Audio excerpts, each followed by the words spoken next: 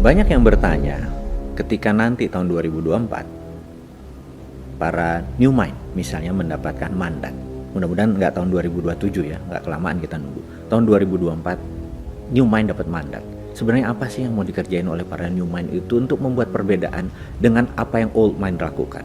Nah, untuk itu kita harus tahu dulu apa itu old mind cara berpikirnya, apa itu new mind cara berpikirnya. Kita tahu bahwa salah satu yang membedakan new mind dengan old mind adalah cara berekonomi. Kita tahu bernegara itu ada 7 hal, yaitu IPOLEK SOSBUD HANKAP, ideologi, politik, ekonomi, sosial, budaya, pertahanan, dan keamanan. Nah, di dalam new mind, cara bernegaranya itu sedikit berbeda, namun tujuannya sama. Kita pro Undang-Undang Dasar 45, kita pro NKRI garis lurus, kita pro kebinekaan, maksudnya Bhinneka Tunggal Ika, dan kita pro Pancasila. Itu kita tidak usah ubah. Sebelum kita masuk ke topiknya, ada hal yang menarik tentang Pancasila yang mungkin anak-anak atau sahabat generasi muda ingin bertanya, kenapa Pancasila itu dicemburui oleh banyak negara besar? Bukan negara saja, negara besar. Karena kita adalah memiliki dasar negara yang sangat keren.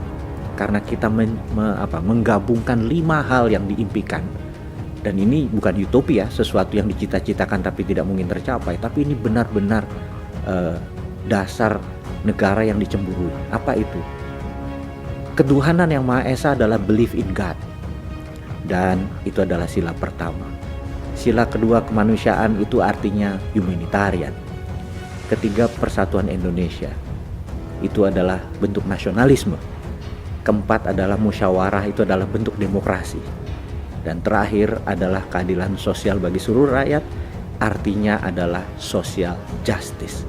Jadi 5 itu mencakup ideologi sebuah bangsa besar dan dirangkum dengan sangat sederhana. Karena itu new mind tidak akan merubah dasar, karena itu platform yang dicemburui banyak negara. Nah, kita mau mulai dengan sesuatu apa yang beda. Yang jelas konsep MMT, Modern Monetary Theory, yang pemerakarsanya adalah Michael Hudson. Dia punya Hudson Institute yang pada tahun 1971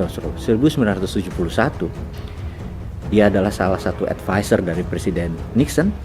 Dan apa terobosan yang dilakukan oleh Hudson? Hudson menyatakan waktu tahun 1971 tepatnya bulan Agustus, untuk dolar melepas emas sebagai underlying untuk printing money. Jadi dolar bisa diprint berbasis pinjaman atau hutang atau berbasis project.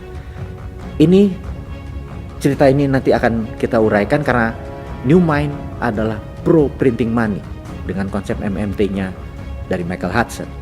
Dan saat ini Stephanie Kelton adalah salah satu sahabat saya, di mana seandainya new mind jadi mendapatkan mandat, pasti Stephanie Kelton adalah advisor dari salah satu pakar keuangan atau moneternya Indonesia nantinya ya. Gitu cuman CCM kok, cuma cita-cita mulia. Yang penting pelajarannya sekarang masuk dulu. Nah, Michael Hudson kemudian mengajar di Peking University di tahun 80-an akhir hingga tahun 90-an. Dan kita tahu salah satu muridnya adalah Xi Jinping yang sekarang menjadi memimpin Partai Komunis Cina seumur hidup dan presiden dari Tiongkok. Nah, di tahun 89 ada peristiwa yang menarik, yaitu peristiwa Tiananmen Square di bulan Mei, di mana mahasiswa yang pro demokrasi waktu itu meminta mengubah mungkin dasar negara dari komunis, sosialis komunis ke negara demokrasi. Tapi tentunya Deng Xiaoping sebagai pemimpin saat itu masih dilema, karena dia dekat sama Ronald Reagan. Dia menjanjikan 40 tahun kemudian dalam perjanjian dengan Reagan di tahun 80-an akan membuat China, Tiongkok menjadi demokratis, tapi bukan ideologinya, bahwa nanti ada pemilihan bukan presiden, pemilihan kepala daerah akan menggunakan pemilihan langsung, tidak menggunakan politbiro. Dia agak ragu karena dia berjanji 40 tahun kemudian. Tetapi ini di tahun 89 itu terjadi pergerakan ingin mempercepat. Dan ada 12 jenderal dari politbiro berhadap pada Deng Xiaoping. Kalau Anda menurut dengan Barat, kami ber-12 dibunuh saja gitu ya. Tapi kalau kamu berpihak kepada kami, kita akan merubah sesuatu yang membuat dunia akan shock, yaitu membuat China is the greatest country dan menjadi sentralnya dunia. Deng akhirnya memutus pro yang 12 jenderal ini, dieksekusilah 10.000 lebih mahasiswa di Tiananmen Square. Dan malam itu terkenal dengan sebuah catatan sangat menarik, namanya Tiananmen Papers. Tagline di bawahnya adalah A secret meeting that changed China. Sebuah rapat rahasia yang merubah China. Sejak saat itu China mempunyai dua sistem currency, yuan untuk di luar negeri, di dalam negeri menggunakan renminbi. Kita skip dulu sebentar di situ untuk menerangkan kalau nanti New Mind mendapatkan amanah, mendapatkan mandat, strategi di dalam modern monetary theory yang dipakai oleh Amerika di tahun 71, dipakai di Tiongkok tahun 89, Indonesia akan pakai di 2024 nanti atau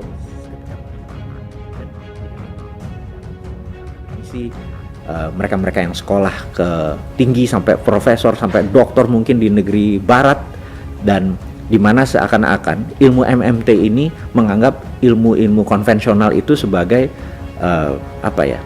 false knowledge atau ilmu yang nggak terpakai. Enggak juga, enggak seperti begitu. Kita nggak menganggap Anda udah sekolah jauh-jauh ke Amerika mempelajari teori ekonomi terus MMT bilang itu false knowledge atau pengetahuan yang salah gitu ya. Karena buktinya sejak Indonesia merdeka, anggap tahun 71 deh kita mulai deh. Dolar waktu itu 1 rupiah cuma 200-an, sekarang udah 14.500, 15.000.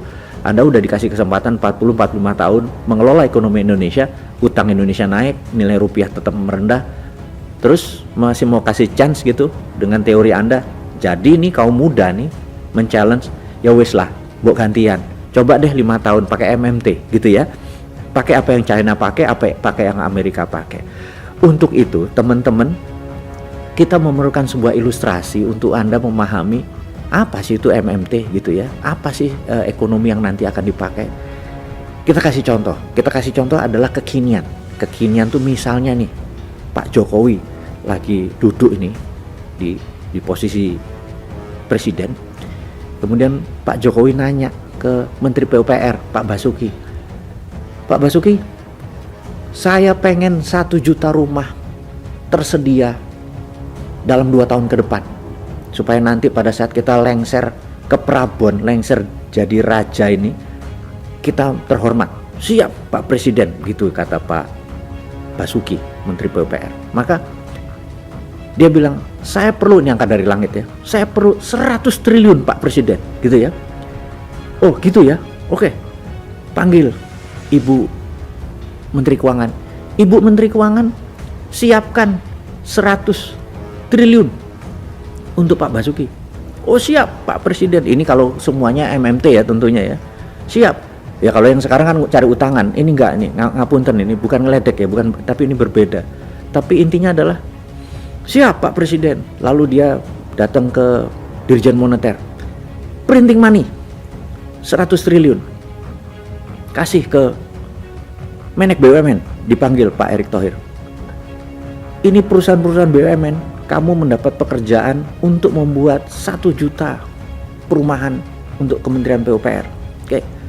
Ditransferlah 100 triliun itu dengan syarat semua barangnya tidak ada unsur impor.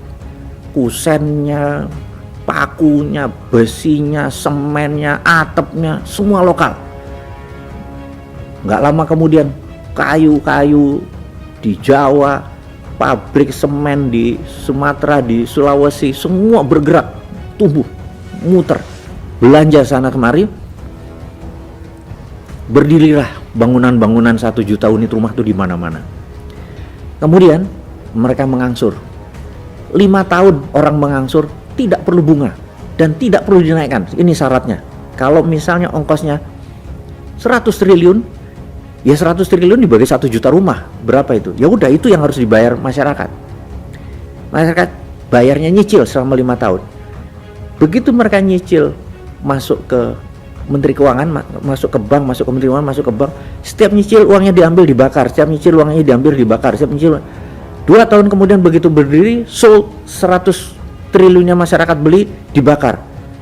Pertanyaannya, ada inflasi nggak? Nggak ada, nol. Ada bangunan yang jadi nggak? Ada, 1 juta rumah. Murah orang nggak pakai bunga. Ekonomi tumbuh, muter gitu.